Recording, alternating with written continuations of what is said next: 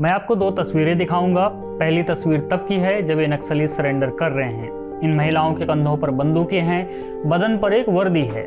अब दूसरी तस्वीर देखिए। यही नक्सली बंदूक छोड़ रैंप वॉक कर रही हैं। सरेंडर के बाद पुनर्वास केंद्रों में रह रही हैं, वहाँ पर नए स्किल्स सीख रही हैं, पढ़ाई लिखाई कर रही हैं, रोजगार के साधन एक्सप्लोर कर रही हैं। जिन हाथों में कभी बंदूक और गोलियां थी, उन हाथों में आज वॉलीबॉल है।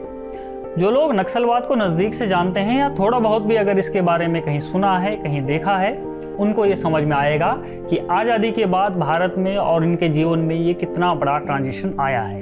लेकिन इस बदलाव से हमारे देश का एक धड़ा खुश नहीं है। मीडिया का एक वर्ग है, द वायर उसका नाम है, जो इस बीच ऐसी कहानियां लेकर आ रहा है कि ये एक्स नक्सली महिलाएं रैंप वॉक नहीं करना चाहती थी। इन्हें बहला फुसलाकर किसी ट्रेनिंग के नाम पर रायपुर ले जाया गया और इनकी मर्जी के बिना उनसे रैंप वॉक करवाया गया। उनसे असहज मुद्राएं करवाई गई, उन्हें बाजारवाद में धकेला जा रहा है। और केवल इतना ही नहीं, ये धड़ा नक्सलियों के पूरे पुनर्वास कार्यक्रम को ही कटघरे में खड़ा करने की कोशिश कर रहा है। लेकिन इन दावों की ज़मीनी हकीकत क्या है, ये जानने के लिए मेरी साथी रितिका छत्तीसगढ़ के सुकमा पहुंची, जहां एक्स नक्सलियों के लिए पुनर्वास केंद्र बनाए गए हैं, जहां इन्हें मुख्य धारा में लाए जाने के लिए ट्रेनिंग दी जा रही है। इस वीडियो में हम उन दावों की और दावा करने वालों की पड़ताल करेंगे जो इन एक्स नक्सलियों की प्रोग्रेस से दुखी हैं। सबसे पहले मैं आपको एक वीडियो दिखाना चाहता हूं और फिर हम रैंप वॉक वाली बात से शुरू करेंगे।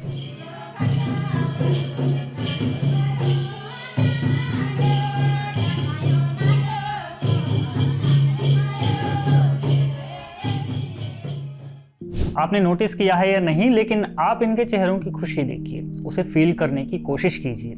जंगलों में जीने को मजबूर ये लोग, जहां केवल मरो या मारो की कंडीशन थी, वो अपना जीवन बिना किसी भय और जान की चिंता के बिना जी रहे हैं। इनके चेहरे का यह भाव पढ़ने की कोशिश कीजिए। आप उस कमरे को देखिए जहाँ पर वो अपना आदिवासी नृत्य कर रही हैं। उन ढोलक को देखिए, हारमोनियम को देखिए, दीवारों पर बनी कलाओं को देखिए। क्या आपको नहीं लगता है कि वो खुशकिस्मत हैं जो जंगल से निकलकर यहाँ आए हैं? चलिए अब बात करते हैं रैंप वॉक की। इनमें से कुछ एक्स नक्सली रायपुर गई थी, जहां उन्होंने रैंप वॉक में भाग लिया। साथी रितिका ने जब उनसे पूछा कि उन्हें कैसा महसूस हुआ, कैसी तैयारी थी, आप सुनिए क्या जवाब मिला। तो कहीं कहीं पे खबरें आई थी कि ज़बरदस्ती करा दिया। ज़बरदस्ती कराया था आप लोगों से? ज़बरदस्ती नहीं करा दी, आप लोग अपने मन से गए थे? जी पूरा ट्रेनिंग मिला था? मिला था। कैसा लगा था ट्रेनिंग के दौरान? अच्छा लग रहा है अच्छा लगा था जी। और क्या क्या किया था? मेकअप किया था, सारी चीज़ें की थी? इधर सुकमा से भी पहले बोली हो, रैंप करने से रायपुर गई। उधर जाके वॉकिंग 4 दिन वॉकिंग, 5 दिन में वॉकिंग करके पिछले दिन 5 दिन में सीख गए आप? जी 5 दिन में रैंप वॉक करना सीख गए? जी। इतनी गजब की रैंप वॉक। अच्छा, और फिर वहाँ पे क्या क्या था? दूसरे दिन में भी रैंपिंग किए, लेकिन कैसा सूढ़ी पहनना, कैसा चलना, ऐसे सीखे। तो कुछ अच्छा लगा वहाँ पे? अच्छा लगा। क्या लगा था? सबसे अच्छी बात क्या थी रैंप वॉक की? इतना बड़ा फैशन कार्यक्रम में मैं पहले नहीं देखी हूँ। है? हाँ, पता था कुछ ऐसा होता है देश दुनिया में? उधर जाके देश दुनिया में इतना बड़ा देश को भी पहले नहीं दिख रहे। इतना बड़ा फैशन कार्यक्रम में पहले नहीं देखी है। उधर जाके देखिए, देखने से भी मेरे को ऐसा लग रहा है। अभी आप लोगों ने इन लोगों का फोटो देखा जो ये लोग रैंप वॉक किया था? देखा? देखा है। कैसा लगा आपको? मन किया कि हम भी करें? अच्छा लग रहा है। अच्छा, आपका मन किया कि आप भी जाओ? मेरे को पहचान भी है, अच्छा है। सुकमा भी ऐसी करने से समय भी मेरे को अच्छा लग रहा है। मैं सोच रहा है, मन है कभी करने का वैसा रैंप वॉक करने का? हाँ। आप क्यों नहीं गए इन लोगों के साथ? नहीं, मेरी ड्यूटी है। ड्यूटी है? हाँ, ड्यूटी कर। ड्यूटी गए हुए थे? हाँ। लेकिन मन है ऐसा कुछ करने का? मन नहीं, मन नहीं है करने का? नहीं नहीं, मन है। हाँ, मन है करने का। हाँ, अच्छा, आपका मन किया इन लोगों का फोटो देख के? कैसा, मतलब देखो वो हर जगह न्यूज़ में था, कैसा लगा वो फोटो देख के? ठीक लग रही है मैडम। लगा कि मतलब गौरवान्वित महसूस हुआ कि आपके साथ के लोग इतने बड़े स्टेज पे गए हैं? हाँ, हम भी जाने से हम भी ऐसे सीखने के लिए मैं सोचूंगी बोल के। रायपुर छोड़िए साहब, ये एक्स नक्सली चाह रही हैं कि जहां पर पुनर्वास केंद्र है यानी सुकमा में, वहां पर भी रैंप वॉक हो और जिन्हें रायपुर जाने का मौका नहीं मिला वो भी इसमें भाग ले पाएं। मैं तो शासन प्रशासन से ये विनती भी करूंगा कि बाकी के एक्स नक्सल महिलाओं को भी वो महसूस करने का मौका ज़रूर दीजिए जो बाकियों ने किया है, और सुकमा में भी एक ऐसा कार्यक्रम आयोजित कीजिए ताकि वो देख पाएं कि उस वर्दी और बंदूक के अलावा दुनिया में और क्या क्या है। अब मैं आपको वो दिखाता हूँ कि सुकमा के इस पुनर्वास केंद्र में उनके लिए खाने पीने, सोने, पढ़ने की कैसी व्यवस्था है। और एक बात, इन्हें फ़ोन भी यहाँ पर दिया गया है ताकि ये अपने घर वालों से बात कर सकें। वो एक दूसरे के साथ घुल मिलकर रहना सीख रही हैं। पहले वो केवल जंगलों में घूमा करते थे, अब वो बाजार घूम रही हैं, लोगों को देख रही हैं, समाज में कैसे रहा जाता है वो ये भी देख रही हैं। हम पहले गरेबंद में मैं जनवरी 19 तारीख में सिलेंडर किए, करने के बाद इधर उधर का इधर बेच दिए। बेचने के बाद 1 महीना आर चिट्ठी ट्रेनिंग हम किए। आर चिट्ठी ख़त्म होने के बाद में अभी इमली पेट्री में हम जा रहे, वो काम हम सीख रहे अभी। तो कुछ अभी जो एक किट मिली है, फ़ोन मिला है, वो मिला था? हाँ मिला। क्या करेंगे फ़ोन का? क्या करेंगे, मेरी को एक फ़ोन है, घर भेज दूँगी। अच्छा, घर भेज देंगे। घर में कौन कौन है अभी? मम्मी है, दादा लोग है, भाभी है, हमारा भतीजा है, भतीजी है, पढ़ रहे वो लोग भी है। पढ़ाई कर रहे हैं वो लोग? हाँ जी, नौकरी भी कर रहे हैं। आप कुछ बताओगे? आप लोगों को हैम्पर मिला है, फ़ोन मिला, उसके बारे में बताइए। मेरे को मेरे पहले राजमिस्त्री किया है। राजमिस्त्री का सामान भी मिलता है, किट मिलता है, फ़ोन भी मिलता है। फ़ोन से बात करने भी होता है, वीडियो भी, सब कुछ देखने भी आता है। फिर क्या बोलते दीदी, जंगल में रहते समय के कुछ भी नहीं मिलता है, या सुकमा में सिलेंडर किया है उससे से सब मिलता है। मेरे को अच्छा लगता है। नौकरी भी नौकरी भी मिलते है, सब करवारी जी मैंने आयुर्वेदिक अस्पताल में नौकरी भी मिला है। मेरे को वही भी अच्छा है। सब पुनर्वास रहते समय भी मेरे को सब ठीक है, खाना पीना भी सब ठीक है। रहने के भी, सोने की भी जगह, बिस्तर भी अच्छा है, बहुत दिक्कत नहीं है। कहाँ है आपका गांव? कहाँ है? मेरा गांव बटपड़, बहुत अंदर गांव है। कैसा है? याद आ रही है गांव की? क्या है? क्या बोलते दीदी? नहीं नहीं, हाँ, घर का गांव की याद ही नहीं आ रही? नहीं यार, ये ज़्यादा अच्छा है। हाँ, सुकमा है।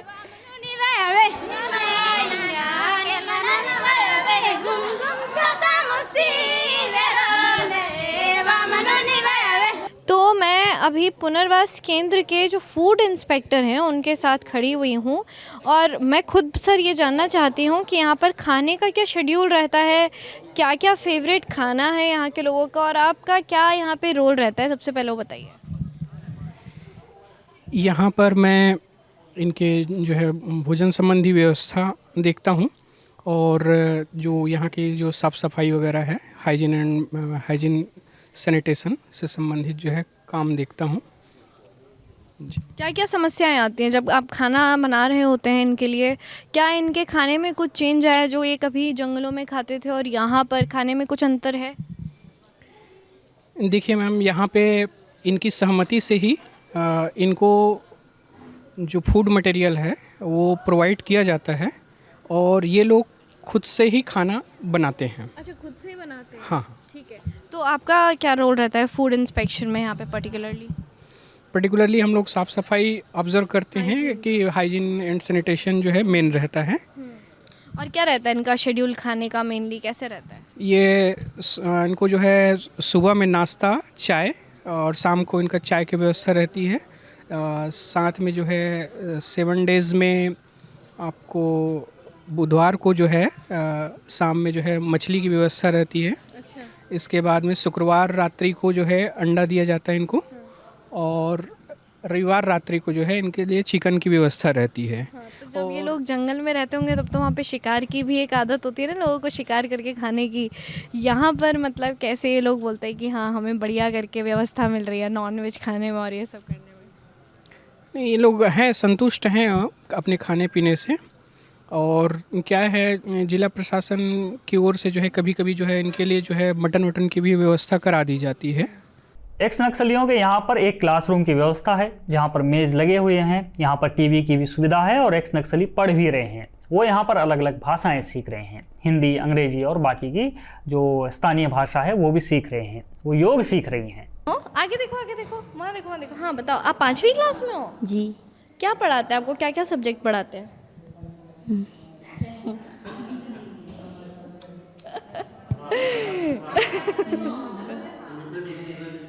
कौन सा सब्जेक्ट है, क्या पढ़ाते हैं? ये इतना कैसे शर्मा रहे हैं? वो भी, मैं तो महिला ही हूँ, मेरे से भी शर्मा रहे हैं। क्या है, कौन सा सब्जेक्ट पढ़ाते हैं? गणित पढ़ाते हैं, गणित। जी। वहाँ देखो, देखो कैमरा, मुस्कुराइए, आप कैमरे के आगे बैठे हैं। हेलो कह दो पहले सबको, मेरे ऑडियंस को हेलो बोल दो, हाय बोल दो, हाय बोल दो, और एक बार यो भी कर दो। हाँ ठीक है।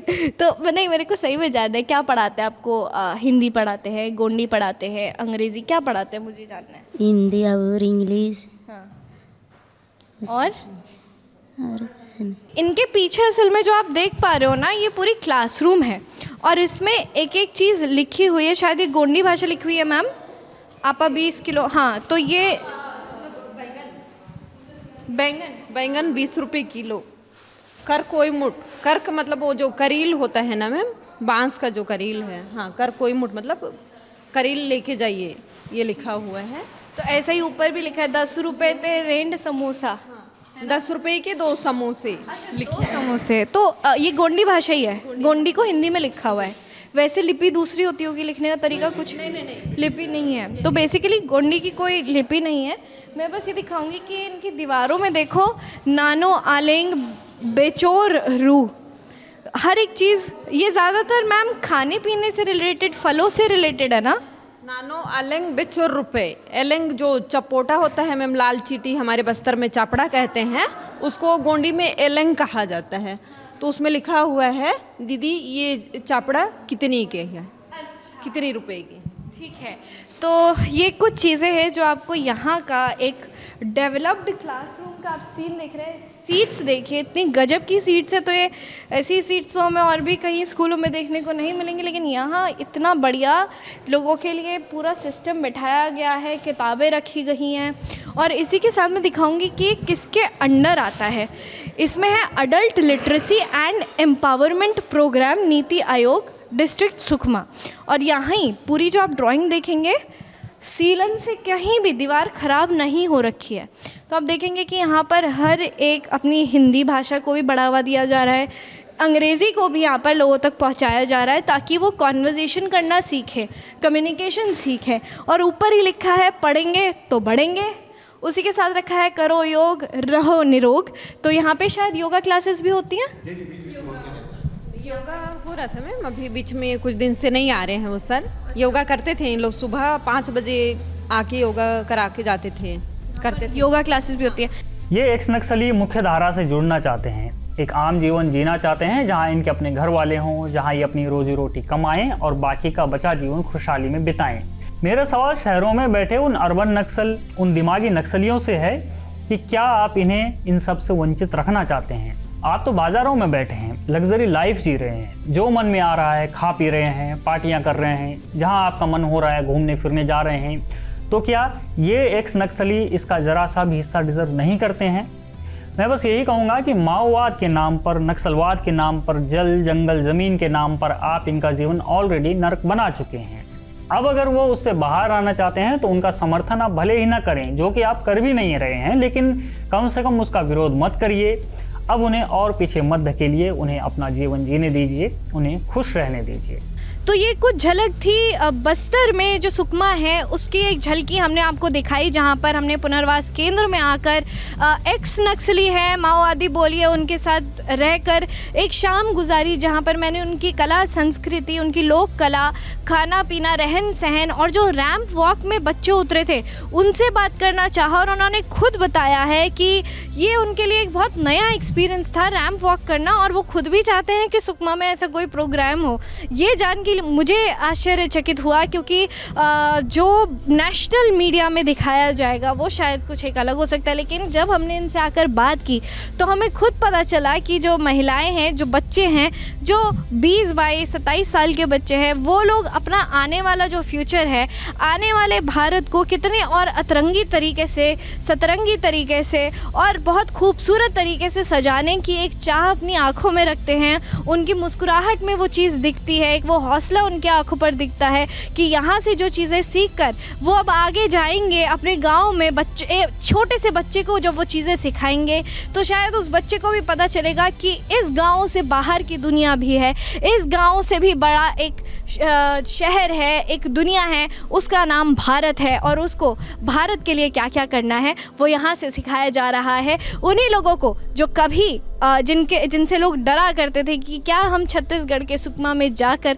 गाड़ी से जा सकते हैं, तो ये वही लोग हैं जिनको आपने मेरी इस ग्राउंड रिपोर्ट में देखा। आप देख रहे हैं ऑप इंडिया, मैं हूँ ऋतिका चंदोला। बहुत बहुत धन्यवाद।